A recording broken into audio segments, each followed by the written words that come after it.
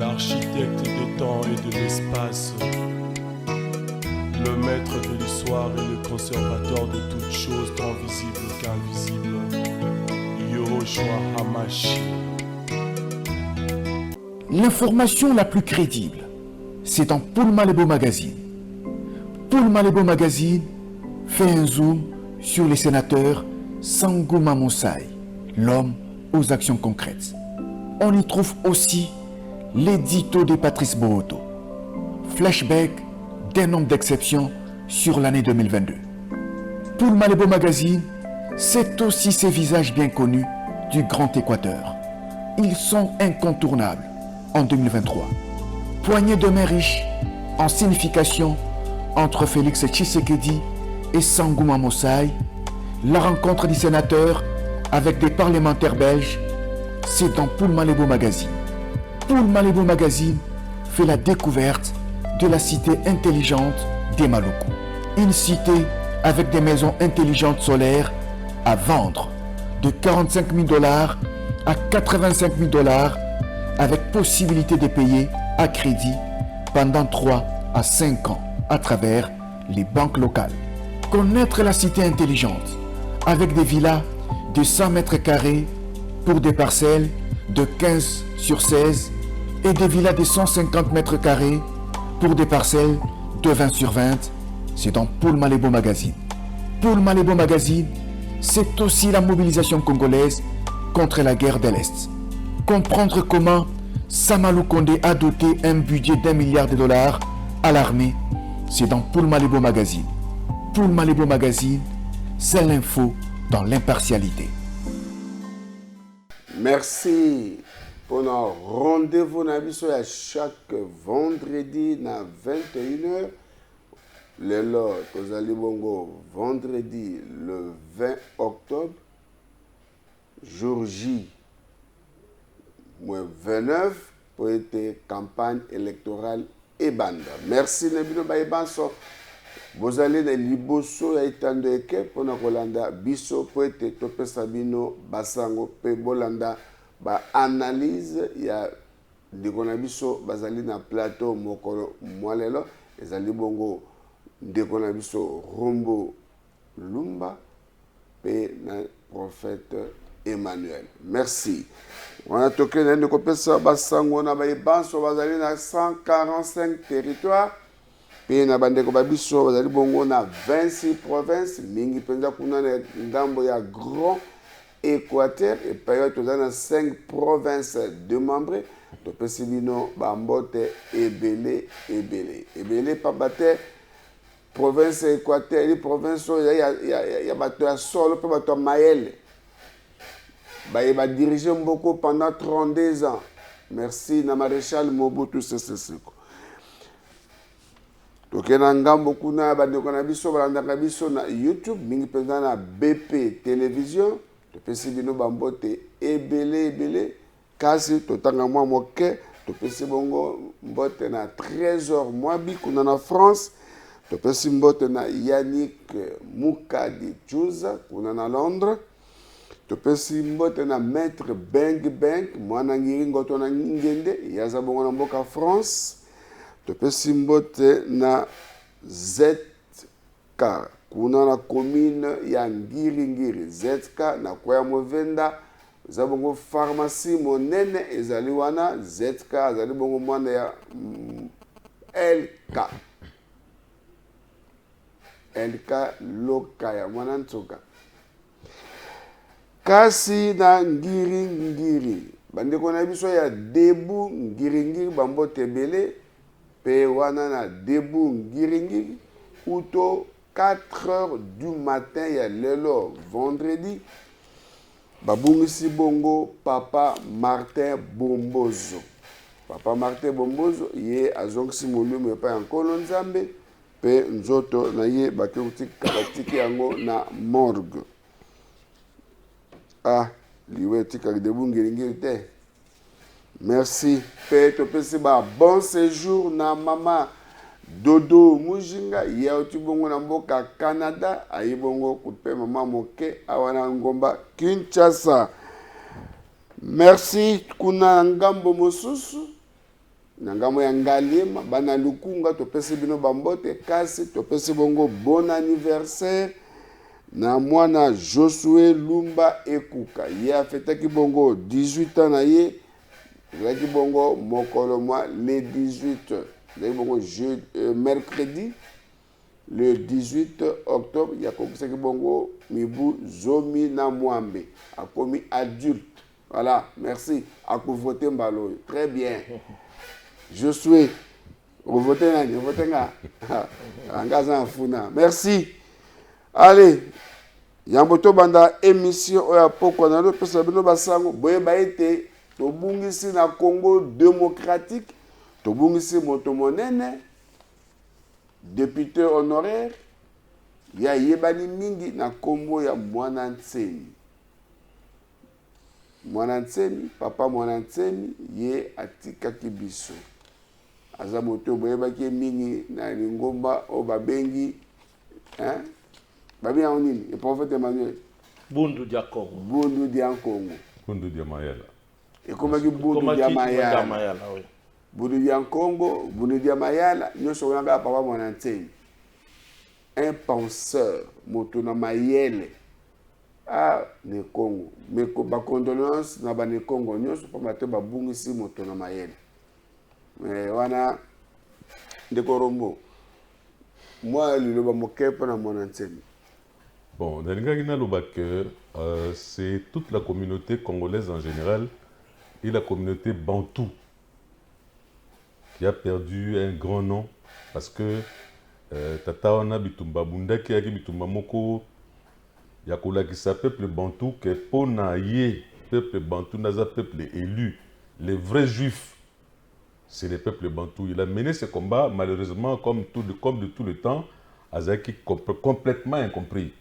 Et d'ailleurs, ce qu'on a dans le livre, la Confédération de Timanti, ou bien le nom de Timanti, c'est quelqu'un qui voyait le Congo en état fédéré et puis l'Afrique dans la Confédération. Donc, Azaki n'a pas visé l'idée sur les peuples noirs, les peuples bantous par rapport à l'Est, parce qu'en réalité, ce qu'on est en train de tuer, de vouloir exterminer, ce sont les bantous. Et il dit que c'est depuis l'Égypte. Ce qu'on a tué en Égypte, c'est ça les Bantous. Et Kimi na mai kokota na kati ya forêt. Pour ba ko bomba ma mundela ndi bango sous le 16e siècle, c'était toujours pour le poursuivre ba bandeli ba ko éliminer bango pour ba zo esika na mo ba pesa peuple ba benga galelo, peuple de Dieu. Ba longo la substitution ya peuple naturel na peuple moko autoproclamé et ça c'est un combat qu'il a mené et bato bele ba comprendre qui était je crois que bato so ba poussana ke pembeni ya tata ona lelo. Bagotika la moi continuer bitumba wana na simanaye parce que c'était quelqu'un qui ne peut pas mourir avec ses idées. Il mutwa kei mais ba idée na etikali. Très bien, merci. Liwa ya Mwana Ntsemi eza ba to bele bazali affecté pour na yango. Prophète Emmanuel, vous avez connu papa Mwana Ntsemi? Oui, na moni papa Mwana Ntsemi à partir de la conférence nationale souveraine na mona ki ba makanisi na ye. Makanisi na ye ezalaki motuya mpona Congo et mpona kaka Congo yango moko te mpona Afrika mobimba mais oyo ezalaki mpasi ezalaki kake bakomprendaki ye te et mpe na mwa bitumba mingi ya politique esalaki mpe ke mwa bulubulu ekota mais ezali mpasi mingi koperdre moto ya bwanya ya lolenge wana parce que ezali bibliothèque mobimba kei parce que tolanda explication na ye aza koexplike bafrontière nyonso ya Congo na baville na bapeuple na bango lolenge bazokabwana oyo esalaka déjà kokamwisa biso kotala mayele ya bongo alors tant tokomona que noko akei akufi donc ça fait mal aussi donc ba condoléances penza na ba maman na biso parce que braza noko donc noko akei toza na matanga donc nzamba zo lokum parce que yende mopesi pe yende pe mozwi. Oui, maintenant Bouroudia Mayala il faut préciser penser à prophète. Les razor banoko c'est-à-dire un louba face à un Congo. Oui. C'est cette relation-là que le Monassi a développé. Et ça qui est le moi, mais il a démontré qu'effectivement, c'est le même peuple. Donc, même l'air bazar au salab, en fait, c'est les blancs qui veulent nous diviser. Oui. Mais à l'accès qui est le Congo, il a monté. Mais ça lui pendant que le président de la République a dit que ah, on est oncle, bah que nous avons un boulot, nous avons sauté à servir, tant abimi na prison, abimi na l'hôpital, abongisi ndako, tout ça, c'était vraiment important, mais c'est une relation qu'il a mis sur la place publique que les gens ne connaissaient pas. Yango moni même de compatrice passe bingi tolobaka, tokanisa mboka. Donc kokanisa mboka ekosala ki toyeba pe mboka. Ekosala pe ke bayeba koya bazwa histoire ya mboka. Parce que lelo toyebi ke ba Congo baza ba noko na biso baluba. De même tomonaka à l'époque papa Etienne Tshisekedi alobi na alobi babia ko nyata katanga ta alobi soki na kiti katanga na kokende epa ya noko na ngai. Ah, bato bakamwe abi kyungu wana kaka na kokende na ndako na ye. Donc eza moko na makambo esengeli bato bayeba, esengeli to yeba histoire ya mboka na biso parce que peuple a yebité ezali peuple ba panzaka facilement. Or ce qu'on yebi ke mo Congo, Mongala, azande konangai, muto abando no azande konangai et ko permettre boye ba ko tisser ba relation wana. Yango moni même président Mobutu asalaka fort wana ya ko sangisa biso, ko soit oya koto atindie musala koto. 3 ans après longolie koto azongisi koto. Ça créer et tisser qui relation moko et mirir encore bondeko o lelo tozanango oyo bato mingi bakokaka lususu ko panza biso te. Donc très bien, merci. Le prophète Emmanuel Alobi était au accueilli à Zaline Nokonaï. Alors, tout ça, il y a un tobato kanisamboka. Tu es bamboka nabiso. Tout ça, un éveil patriotique. Tu lingamboka, tu batte lamboka nabiso. Tu bunde lamboka nabiso. Mon atie ma bunde lamboka oyo. Lumumba bunde lamboka oyo. Et tu sais que la bunde lamboka oyo. Laurent Désiré Kabila bunde lamboka oyo. To bunde la mboka na biso héritage o nzambe apesi biso tango yoko linga mboka oyo ko uzala corrompu te okoyiba kanyaka te tande bo pesi IGF musala ikolo ko ya kuchaka maboko na kesa l'État imamo te to linga mboka na biso to bundela yango biso banso tozali ba wazalendo. Alléluia. Merci. Ok, ngambo ya publication, kunana Seni a publié liste provisoire ya ba candidat président de la République. Kasi eloko ya ko kamwe ezali nini? Sur la liste bazalaki 24. Seni abimisi bango banso na liste. Abangi makambo. Merci. Allez, prophète Emmanuel. Seigneur, il dit 24 sur 24. Abani Makamoto, ça qui pose Pilate. Bon, à cause de ça qui pose Pilate, mais il dit que cour constitutionnelle les alliés, c'est qu'on va valider ma candidature ya bateau. Parce que Seni Azali, il y a Zawana uniquement pour recevoir ma candidature. Mais moto a copé ça y makasi Azali. Moto a sanctionné Azali. Alors, aboya mikoti sanakati ya makambo ya bulubulu habité. Boye nango ndimi. Mais oya ko attester que bozongo bolongo bani Azali. C'est ça vraiment ce que moi je vois. Papa, il y a sur la liste. Tout le monde va député provincial, on va député national Azali. Plateforme recevable, irrecevable.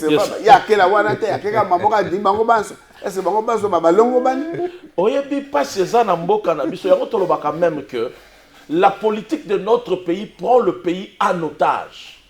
Or tant que politique est qu'on soit mboka en otage et qu'on permettre te mboka kenda liboso. Or ce qui mboka et qu'on tambola koto sa mibeko est comme bosolo. Et que ça la kemboke kenda liboso. Parce que dans la politique est comme ba émotion ba sentiment ya bato. Donc yango bato ba koto ça. Mais ceux qui bato ba ko respecter o ezali mibeko parce que mibeko na biso ndezo comme vérité na biso. Mais bon, tu évites ceux qui a poste Pilate. Mais ngana komona neti aya azu ba candidature. Alobi o yazana droit ya ko sanctionner yango azali. Yango wana sali musala na. Très bien, Ndeko Rombo. Ndeko Muzitu a Twitter qui a été il faut pas invalider Ndeko Nabiso Martin Fayoulou. Pambate plateforme y a qui copie sa candidature au babenge la muka et analyste et yebalité dans le ministère intérieur. Il n'est pas dirigé la muka, il est séquelé à la muka. Mais tout le monde s'est publié, n'a fallu, on ne soit quelqu'un. Non, Toloba, n'a pas eu le prophète. Un prophète, mais en tout cas, au moins, quelqu'un appelle ça qui c'est une piste. Et l'autre, moi, m'a baisé quelque part. Adolphe Mouzito, qui est un des présidents, Yalamouka, a dit que si son frère Martin Fayoulou a posé candidature, il a déposé candidature, la Mouka, c'est qu'il faut bien valider. Parce que la Mouka, ils ont repris la liste, il y a des partis dans le regroupement politique, ils ont reconnu dans le ministère intérieur. Ça qu'il faut dire, bon, évidemment, comme je suis dans cette affaire-là, ce ministère intérieur a toujours une CENI. Liste, il y a des partis politiques dans le regroupement, ils ont reconnu. Pour l'air bien besoin de recevoir, Batuboy, Baké, Nazui, Azali ou Azalité. Mais c'est quoi, à la veille, l'air Martin Fayoulou a déposé candidature, musique à l'objet, la Mouka est zatée. Mais si quand on monte la liste, il a commis la Mouka Fayoulou. C'est-à-dire que non plus la Mouka, mais la Mouka Fayoulou. Est-ce que la Mouka Fayoulou, la liste du ministère intérieur, ils allaient repris comme regroupement parti politique? Ça, c'est une question. Mais Moutouayebi la Mouka, un des présidents de la Mouka, par exemple, ça l'alternance, on a Mouzito, les Baninga Bakei, Nabakatoumi, Jean-Pierre, Balé. Alors, que la Mouka est actée dans le ministère intérieur. Et sur la liste, la Mouka, maintenant, Seigneur Robi, a accepté que la candidature il a fallu les alliés recevables, mais sur le à côté, n'a pas commis la Mouka Fayoulou. Est-ce que le ministre intérieur, Peter Kazadi, peut nous affirmer ici que sur la liste de la Tindaki na Seni, la Mouka Fayoulou les alliés parce que Mouzit Arobi, la Mouka coûte les athées. Bon, la Mouka Fayoulou les alliés. Et comment est-ce que la Seni peut nous dire que cette candidature était recevable? En tout cas, on a eu des fuites en avant. Babangi na bango makambu ba bibo lokwa bino ba policier boza bo munda bino na bino pour constitutionner assise likambo, mais en réalité bazalaki na moyen ya kota la liste du ministère intérieur. Est-ce que dans la liste du ministère intérieur la Mouka Fayoulou ezali kuna? Parce que parti a Fayoulou les a décidé. Ça veut dire que la Mouka était un regroupement politique. Est-ce que sur l'aide de regroupement, la Mouka Fayoulou était un regroupement reconnu? Oui ou non? Si en réalité, comment est-ce qu'ils ont accepté? Ils ont déclaré qu'ils étaient recevables. Ça, Mouzito nous avait déjà mis la puce à l'oreille, mais là, vraiment, on a l'impression qu'ils ont fuite en avant. Et puis, Fayoulou a yébissé, a décidé, a candidature. Il aurait dit dans le regroupement politique de la Mouka. Bien, on avance, prophète Emmanuel. Sur les 24 candidats présidents de la République, sur 24, 16 sont des indépendants, y compris Fati. Pourtant, Fati, il a un UDPS, Fati a un union sacrée. Mais il s'est fait un candidat indépendant. Tant que déjà, Atali a monique, UDPS c'est ça, il va voter d'abord. Matali ke alingami na bato ebele. Ça c'est l'analyse. Atali pe union sacrée zali. Mamoni au-delà même il y a union sacrée. Aza kolingama. Yangwana kene candidat indépendant. Parce qu'il dit que ba union soana bazali simana. Parce qu'il depuis c'est ça déjà yayi. Union sacrée za yayi. Donc alikola ki sabato ke ngai eza comme essaye ta kolinga tali sabino comment aza kolingama. Yango eza bitumba ya nzokote. Total à la souka, nani a kolonga. Mais il y a des sibino aïe indépendant parce qu'il y a des gens qui alingami na bato. Parce que mon frère, bon, tant que tu commis na tango ango ya ba campagne té.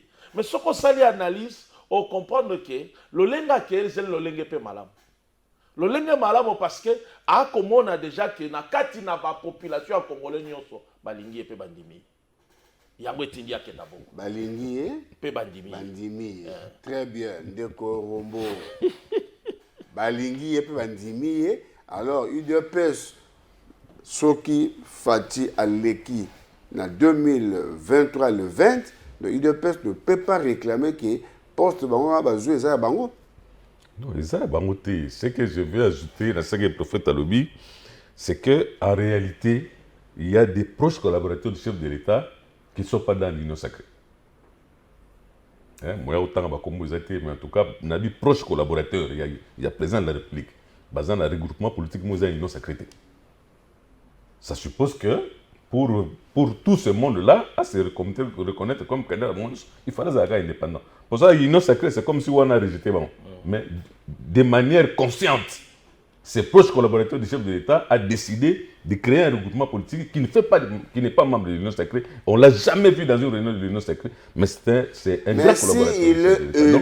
Il est indépendant. Donc moi je voudrais savoir, vous confirmer ici que, parce que le pouvoir qui existe aujourd'hui, eux que nous sommes le 20 décembre, c'est on a comme UDPS. Vous êtes d'accord? Non, non, l'Union sacrée. L'Union sacrée. Non, attendez. Le pouvoir et le mandat qui existe aujourd'hui, c'est l'UDPS, non? Oui. Ok. Alors, maintenant qu'il est candidat indépendant, ce qui a dû ponier na ba Congolais nous va voter sur le 20 décembre et va proclamer que c'est élu président de la République. Puisqu'il est indépendant, l'UDPS ne peut pas réclamer un mandat dans Gaza. Non, il faut réclamer en tant qu'à participer qui paye, mais c'est exclusivité. Ah.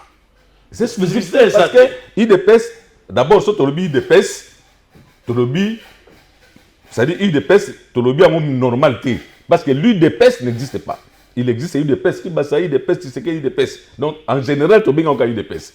Mais au-delà de ça, il y a maintenant l'Union sacrée. Au-delà de l'Union sacrée, il y a d'autres gens. C'est-à-dire que le président a battu l'Union sacrée parce que les gens qui sont en dehors de l'Union sacrée, dont le collaborateur du chef de l'État, a voté pour le chef Naé. Il n'est pas l'Union sacrée. Donc, Moutakolobake, ils ont l'exclusivité parce qu'il y a un président qui a la étiquette indépendant. Je crois que le choix il est clair et net. Et puis, donc, tout le monde a dit que Ngaïndé na sali. Non. Et puis, il réclamer que c'est visitant on a ndengeni. Même à temps, pouvoir tu koleka. Quand on a un comme Anasuka. Papa, il y a un épisode. Baré, il y a un banda fata joue bokonzi. Il y a un ministre intérieur à y a parti monsieur. Premier ministre Azaya IDPS. Ministre intérieur j'ai dit. Mais et loko. Bato ban so baleke ministre intérieur sont de l'IDPS. Et loko ça la force, il y a qu'on réclamer d'abord. Et ça a poids au besoin dans le Parlement. Or, il dépêche a du pouvoir, a qui majorité à parlementaire. Majorité il y aura un ministère moko. Mandat nous c'est Félix. Le ministre nous sur l'intérieur sont de l'UDPS. Pour le ministère il y a intérieur, et ça dit qu'on a la premier ministre mais c'est réalité. Parce que réclamer en fonction de poids na bango. Mais or natang oyo, au moins même que Fatia travaille avec tout le monde. De même peu que ceux qui a comme indépendant, Azola déjà qu'il va travailler avec tout le monde. Alors ceux qui IDPS veut encore à réclamer exclusivité à Makambo. Et Seigneur a travaillé fort à ce moment ici. Alors maintenant, Ndeko, comment Fati va récompenser Baïbans ou va se retrouver dans le mandat hôtel? Parce qu'il y a un problème sérieux. À force de progrès. Oui. Hein? Ça pose problème. Bango ba bima ba gaz lacrymogène. Mais va se retrouver te va ta poto batier. Sur le deuxième mandat qui est indépendant. Comment Bandeko il peut se retrouver dans le mandat deuxième mandat? Oyebi de compatriotes na oyebi sayo qui est indépendant qui est indépendance na yo ezali mambo ebele. Eza tout simplement pour na koki mape babiloko wana. Que lobby na yaki boye ngai na somba kyo na chaki oyo. O siko akei aza indépendant aza bato nyonso. Cela veut dire tout le monde va se retrouver en fâché. Et vous allez tenir un bâtiment battre mabalo baka abisso. Parce qu'on ne dira pas que bango ba yé ba salé l'émission à Bolamou. Ils nous ont déçus aussi dans d'autres choses. Parce que les loba bilo musu nous tous a revendiqué sur Fati. Au moins que Fati après ça qui déjà impulsion nango. Mais bah moi bah j'ai mon robot iso salam. Mais moi ce que je sais qu'au Kenene qui est indépendant, ça permet aussi que à tout le monde à se retrouver. Pour ne pas à la gare que obiso zaki bana maïnaye, obiso zaki na yé na parti, c'est pour que tout le monde congolais nyonso. Parce que l'autre comme ma Congo liboso ça méritocratie. Or pour la méritocratie ça la na mboko yo, il faut qu'il y ait des cas indépendants. Pour y ba suko non, on va y avoir que yo parce que yé pas ali. Donc c'est dans cette optique là Yango, ça va recadrer beaucoup de choses. Très bien. Merci de ce Pélimingi. Quand on a fait indépendant, et c'est mon avis sur les gars qui ont retenu la biso à l'université. Kassavo ne l'a pas fait, Mobutu ne l'a pas fait. Kabila n'en parle même pas, mais Fatih Aye. Université, et c'est bande Tongama, Naba, province, pe territoire. Merci Fatou Pamatola kaka na Équateur na Mbandaka au Tonga Université moderne. Delinga kina bakisa eloko moko na eloko wana parce que na union sacrée président appelle ça qui idée ya union sacrée ça devait être l'union de toute la nation congolaise. Mais union sacrée ndenge ba fonctionner ti na suka na bango ba intégrer ba pygmété. À aucun moment ba intégrer ba naturalisé. C'est ça de conseil pourtant to pesa ki yango na premier ministre là zo consulter. Alors leur bino bo intégrer ba toanaté. Est-ce que ba voter fâché ba voter été. Ce que ça kangami na bino ça veut dire que les pygmées de Congo vont se dire que ya bisoté. Il faut mais l'indépendant. Non. C'est ce que je dis l'indépendant. Yango wana et pygmée ba eloko zanini leur aussi là asa makasi na deuxième mandat asa la eloko isala manante. Tout le monde a un pygmée la première fois dans le gouvernement national pour montrer qu'ils font partie de la nation congolaise. Beaucoup de bâtiments basali minorité reconnue peuple autochtone, mais la représentation basate. Beaucoup de bâtiments naturalisés basali, mais basate. Donc il y a deux catégories de populations congolaises qui ne se sont pas retrouvées dans le gouvernement union sacrée. Où il faut président a récupéré bango en tant que électeur. C'est Jean Paul bonne mémoire. Total niki to. Batongeli ba pygmée université école. Oui, bazo sala musala, nani ministre PST Kombo Tony Mwamba, quoi il y a quelqu'un dans Mbandaka un peu plus loin, va dire qu'il inauguré école Mongwa Tongo va pygmée. Voilà, donc il faut une représentation atteindre un niveau gouvernement national pour montrer que cette population existe. Mais les lois sont limité. Donc dans le gouvernement de l'union sacrée, il n'y a pas un pygmée, il n'y a pas un naturalisé. Donc maintenant, la conférence. Position na wana ya indépendance doit permettre à récupérer ba électorat mais à tirer conséquences dans le deuxième mandat. Il faut qu'on voit pour la première fois un pygmée. On avance avec ce dossier et la candidature. Tout souffle mon cœur. Attends, on me fait signe que non. Mais candidat, bango banso bakei. Matata Ponyo a un dossier judiciaire dans la Cour constitutionnelle. Bakamati bakadnas batindi dossier dans la Cour constitutionnelle avant la liste définitive. Vous ne pensez pas que la Cour, quand on a une liste, on que Matata a un dossier judiciaire, bien qu'il n'est pas encore condamné, mais devant cette Cour. Et candidat dans cette même Cour pas valider, vous pensez quelque chose? Non, c'est-à-dire que Babi, jusqu'à le jugement définitif, on doit présumer innocent. Mais ce qui se passe maintenant, sur l'année pour une procédure, c'est-à-dire nous risquons d'avoir une condamnation de Matata parce que pour essayer de délai pour la maladie. Puis Abimi Sikoyo a aussi un délai mais le juge va un jugement par défaut.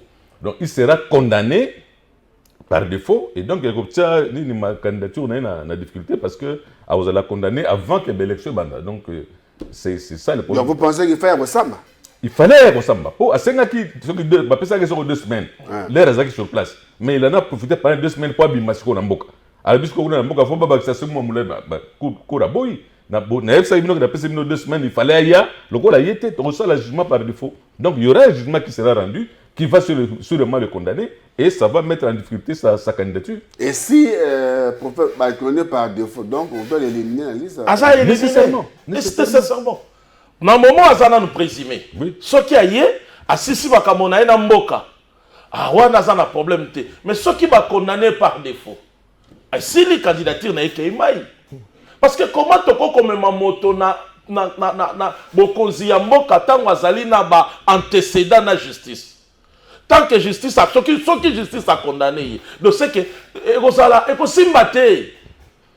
Yango passion nga na mona kana mboka na biso okoyoka moto ayiba moto asala zongisa lobi bomoni e candidat député candidat ceci candidat songolo pakala. Est-ce que mboka to koluka kenda liboso to koluka zonga sima? Et puis est-ce que mbongo on a la campagne? C'est ça le problème. On va voter ayiba sur le lobby. Alors comme il a tout ça maka biso peto yiba poto zape mo to la campagne à l'américaine de bami bazo sala. Calcul mabe ezaleli pe mabe o ba kolakisa na population. Bakopesa na population ezaleli mabe yango na yo kaka ndeko Patrice Obeta kabiso lisolo ya mwana batunaka na ambassade babi olingo za nani o ngana linaza député pona nini pona yiba kambongo mais yango wana te to komona la plupart ya baye otoyoka na ba dossier obscur bango wana nde bakomibimisa bango wana nde bakozonga bamisusu balingaka kutu balingaka retraite politique te bango bazaka santatu mutombele babandana Mobutu babandana Kasavubu bazakaka. Mais au juste le Congo va avancer comment? Or Congo mboka avansaka tant bazako rajeunir babisika nyonso bilenge baye bapesi pinchi asika na dimension nyonso na domaine nyonso. Mais oyo toko ebate comme azali dans le présumé innocent. Aza innocent. Mais ceux qui ba condamné ye et kozala pas simigi parce que candidature na ye ata na ebité ata na pongi bato ba kondima yango te. Très bien, merci. Mais c'est ni pas à peine makamuna yimoko. C'est Nyarobi a publié liste définitive le 18 novembre. Le 19 a banni campagne. Oui, c'est bon que numéro bazar nango wana considéré quoi numéro définitif. De ce moment ça va support de campagne, ko tia numéro limisiko.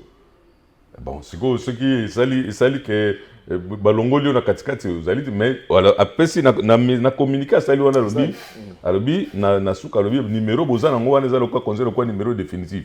Alors beaucoup ça déjà support de campagne parce que tel cas un mois bon mais en attendant ce que mutaka lokola ka to tangia ya ndeko na biso Augustin Matata azali condamné à rozayende à kotika la hôtel la biso na libanda.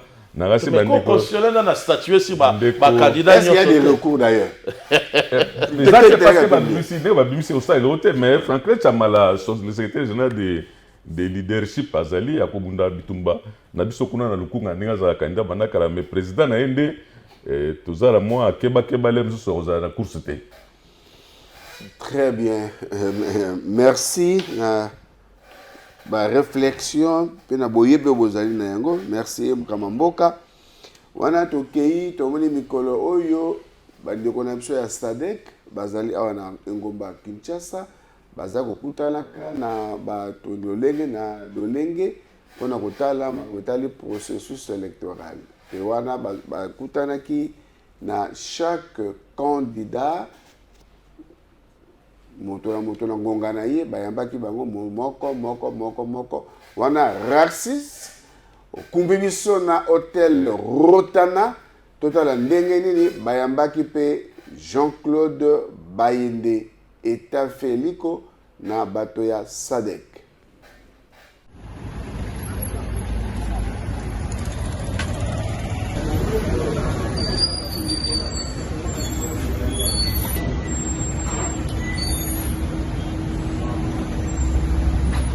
C'est dans l'après-midi de ce mercredi que le candidat à la présidentielle de 2023, Jean-Claude Bayende eta Feliko, a foulé le sol de l'hôtel Kin Plaza Arjan Rotana, non pour une soirée de gala, mais plutôt pour échanger avec la délégation de la SADC sur l'organisation des élections de décembre prochain. Avec ses émissaires des États de l'Afrique australe, il était question d'avoir l'avis du candidat qui base son projet de société sur deux P, à savoir la paix et le pain, sur le préalable pour la bonne tenue des scrutins. Nous tenons absolument à ce qu'il y ait élection au 20 décembre. Pour nous, cette date n'est pas à négocier. Nous avons également reconnu qu'il y a beaucoup d'irrégularités dans le processus électoral tel que nous avons commencé depuis l'enrôlement jusqu'à aujourd'hui, mais également un problème sécuritaire important dans le pays. Il y a beaucoup de territoires à l'est de notre pays où les gens ne pourront pas aller aux élections. Mais il y a également, dans certains autres territoires, les gens sont allés en enrôlement, ils ont des cartes d'électeurs, mais ils sont perpétuellement en mouvement, en déplacement à cause des attaques de rebelles. Donc tout cela pourra peut-être faire en sorte que les élections ne puissent pas avoir la crédibilité telle que voulue. Nous avons donné certaines pistes de solutions et nous avons laissé ces pistes à la disposition de la mission de la SADC pour voir dans quelle mesure la mission pourra aider le pays, les dirigeants de la CENI et le gouvernement central à rencontrer les préoccupations du peuple pour que nous ayons de très bonnes élections. On laisse à la population ou au peuple de se choisir librement et vraiment de manière démocratique ses dirigeants de 2024 pour un mandat de 5 ans. À l'issue de ces échanges, le candidat Baende Etafelico laisse paraître sa volonté de voir les élections se tenir dans les délais constitutionnels et que tous les fils et filles de la RDC puissent y prendre part sans exclusion.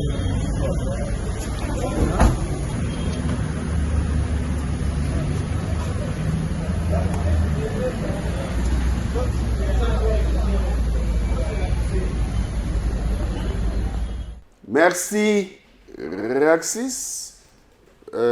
Ndeko Bainde alobi kaka Seni a respecté délai constitutionnel. Ndeko Rombo. Bon, je crois que Seni n'a... Pourquoi ça doit raconter tous les candidats? Bon, ça démarche monto balobaki banakala mais sauf que tous ce qu'on a problème moko oyo faut to biso ba congolais se décider. Bandeko na biso wazalendo barabi pas d'élection sans bango. Bon, balobaki territoire les a occupés, to bengani monguna boya ko sala enrôlement mais élection pas d'élection sans les wazalendo, sans les populations de l'est. Entre-temps, sur Tolandi bandeko baza deux camps. Le pouvoir Nandeko Jean-Claude Balobi qu'il faut respecter les délais constitutionnels, mais sur autant communiquer à FCC, autant communiquer à catholique, à protestant, pour na bango il faut babongisa makamususu avant. Condition ya bawo ezali basa la babongisa loi électorale. FCC Balobi ba poste nanga bazui na manara na AG Matembo, faut balongola na sene bazong sela biswango. Et wazalendo na bibiso. Donc ba condition za belé ba poser. Mais alors na kata deux cas, ils ont la question à se déterminer qu'est-ce qu'on va faire. Est-ce que la CENI va nous amener aux élections dans ces conditions de contestation? Est-ce que la CENI va écouter les autres? Tous les rapports, il y a bateau. Pour consulter ça, SADC. Tout le rapport final, après consultation aux années. Oh, mais papa Emmanuel, FCC a boyaki ne kota na processus oyo. Baseki bango ba pesa bato na bureau ya CENI ba boyaki. Comment les comme réclamer poste na bango na CENI? Parce que Bazabato, Mazaki na makanisi mabe, parce qu'ils ont voulu boycotter les élections. Passer na bangonde yango.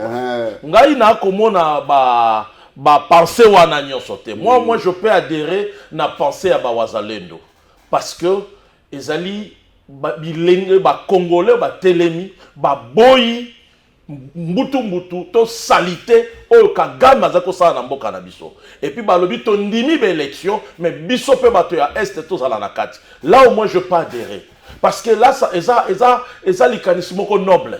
Bazako bunda lobi to moni bande ko bauti ngabo mosusu pe ba rejoindre. Équateur ba rejoindre. Donc ce qui prouve que les Wazalendo, les Congolais ba telemi pour na éradiquer ba guerre na est. Pourquoi? Pour qu'il y ait les élections.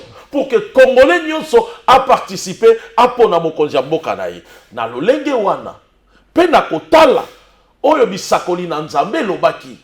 Na kotala yango to komona ke soki na lolenge wana to kokondima. Mais soki za lolenge ya bandeko ya pepper de personne les avait dit ya ba boycotter ba élection. Parce que bazaki na confiance ya processus te. Bandima kite balinga kipete kondima c'est autre chose, kolinga pe c'est autre chose. Bandima kite pe balinga kite. Ils ont voulu seulement ba boycotter kaka élection. Mais lelo ba komi ko réclamer ba pesa ba poste na ba. Est-ce que bato ba zina poste wana ba mbatinda ki ba boya koya? C'est de même lelo de tozo ba na Fayulu. Fayulu avait dit non. Il a demandé même na batonaye ba kendate. Mais lelo il est revenu avec la Mouka Fayulu ototika la koyeba yangote.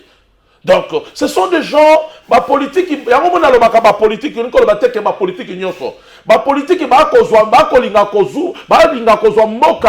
en otage, même ma mission na bojoba. Or, Congo, il y a l'élo, to comme il y a un moment où ils allaient trop capital. Ce qui te l'éti moment où tu arrives à correcir yango, yeba que tu suis destin à Congo na maboko. Yango Congolais nyoso fois téléma. Aboya buzoba, aboya ba induire na berere, aboya ba influence ya satana, ba influence ya mabe alingande Congo. Parce que to komi na moment muktuya, moment oyo destin na biso eza na maboko. Est-ce que Patrice, oui. Au moins une question essentielle à vous poser dans l'ambassade Kezanine. La SADC est venue consulter les parties prenantes aux élections. Les parties prenantes sont connues. Jean-Claude Baende est partie prenante pour déposer candidature. Mais bah consulter FCC dans quelle qualité? Pour baser partie prenante. Le FCC n'est pas une partie prenante dans l'élection parce que va manifester volonté banana c'est na likolo na niveau de son basalité. Mais la SADC les a consultés à quelle qualité?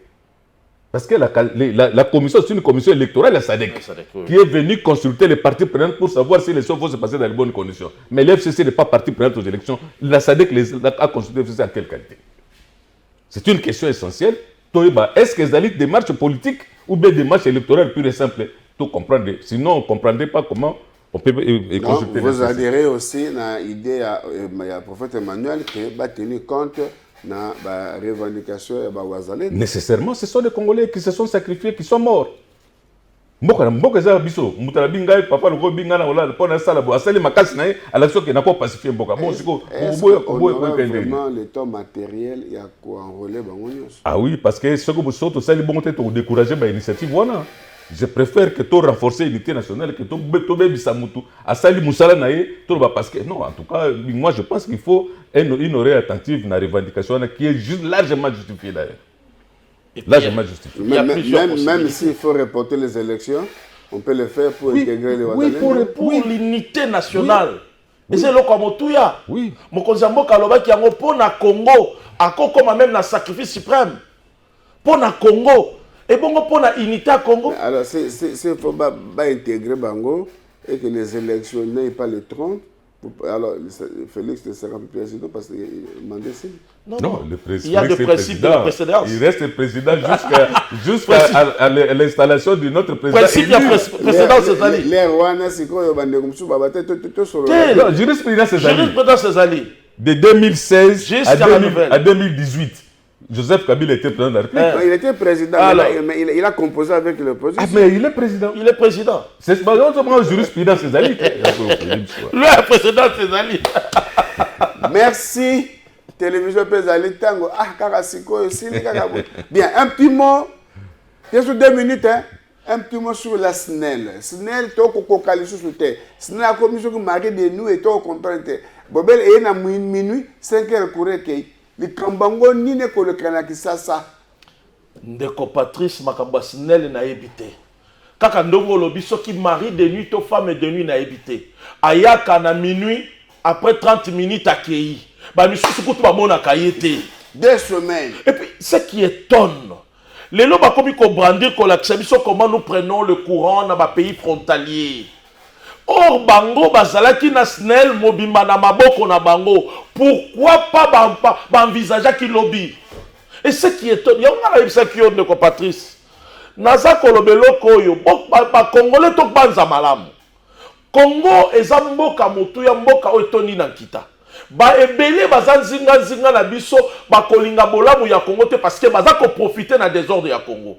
Les SNEL oh ils ont sa courant partout. SNEL oh les ba kitisi yango Congolais za na courante. Est-ce que ba infiltrer ba pro Kagame ba na katité papa une minute donc il n'y a pas de courant biso na ngalima ngai moko ba téléphone za ko kangama na bengi à gauche à droite no kinde ko tukuza le kaki awa lobaki makamna ye na okinde ko Fabrice Lusinde ba rebe zo sala musala po atelemisi ba inga dini ba turbine ye na inga tout ça mais résultat la télé zo mona te mais qu'est-ce qui est vous savez national wana basali Atlas Mobimba ya énergie alternative.